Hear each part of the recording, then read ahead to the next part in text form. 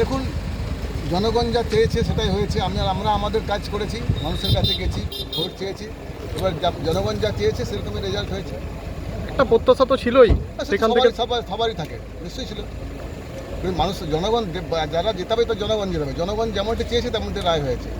এ নিয়ে আমার কিছু মন্তব্য করার মতো কিছু নেই। আগামী দিনে আর অন্য কিছু কর্মসূচি? হ্যাঁ, আগামী দিনে কিছু কর্মসূচি? আমি আমার ডক্টর আমি প্র্যাকটিস দেখবো, কাল থেকে পেশেন্ট দেখবো। বিজেপির এই বিপুল পরিমাণ লিড, এই জয়লাভ, কি বলবেন, কীরকমভাবে এই হার? বেশিরভাগ মানুষ চেয়েছে বিজেপিকে, তাই বিজেপি ক্ষমতায় আসছে। মানুষ যা চেয়েছে তাই হয়েছে।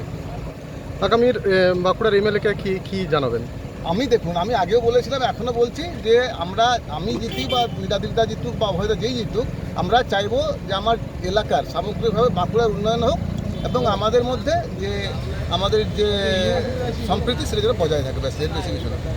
কি মনে হয় আপনার উন্নয়ন হবে বাঁকুড়াতে? সেটা তো পরে দেখা যাচ্ছে, টাইম বলবে, তাই না?